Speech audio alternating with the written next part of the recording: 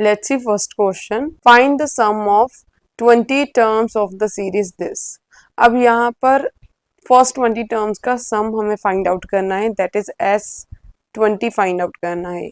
But यहाँ पर एक चीज का आपको ध्यान रखना है, आपके सिलेबस में AP भी है एंड GP भी है, दोनों में सम फाइंड किया जाता है। तो यहाँ पर तो हमें मालूम है कि ये GP के सम्स चल रहे हैं, तो हम GP के सम का फॉर्मूला लगाएंगे।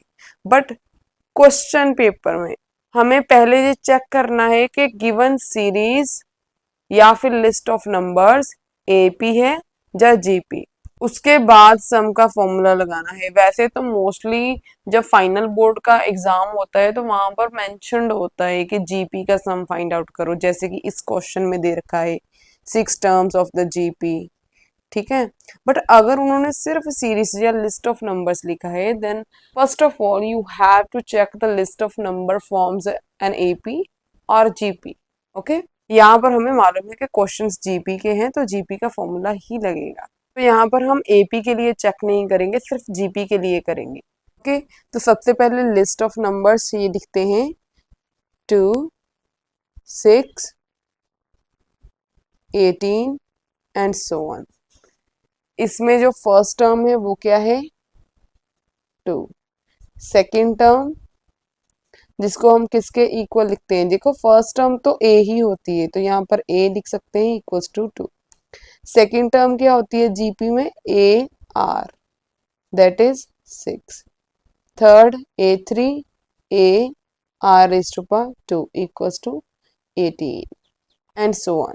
तो यहाँ पर हम करेंगे सबसे पहले R1 फाइंड आउट। R1 क्या होता है A2 अपॉन A1, इसकी रेशो इसकी प्रीसीडिंग टर्म के साथ, that is 6 upon 2 equals to 3। 2 1 2 2 3 6। Then R2 इस टर्म की रेशो इसकी प्रीसीडिंग टर्म के साथ, that is A3 upon A2,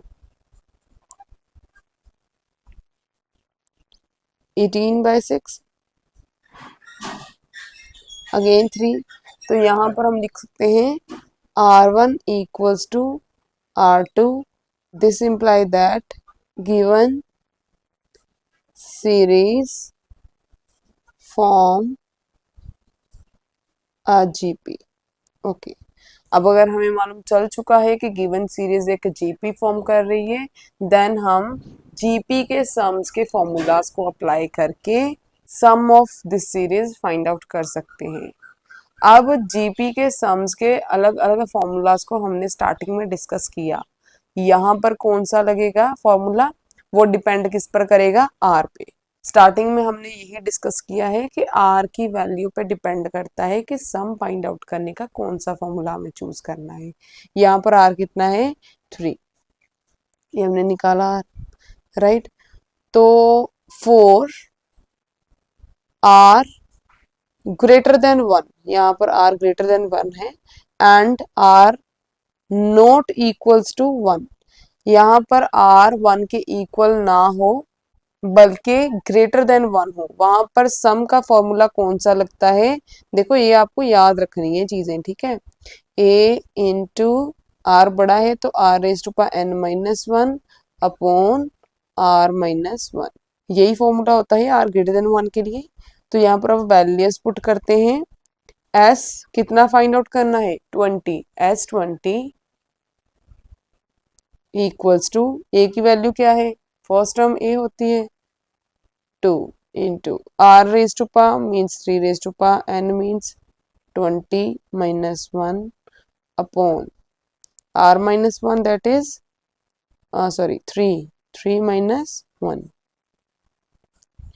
2 into 3 raised to power 20 minus 1, 3 minus 1 2 से 2 cancel equal to 3 raised to power 20 minus 1। यही हमारा आंसर है। अब 3 raised to power 20 जो एक्सपोनेंट है वो बहुत ही लार्ज नंबर है, इसको सॉल्व करके अपना टाइम वेस्ट नहीं करेंगे, ठीक है। इसको एज इट इज इतना आंसर लिख देंगे।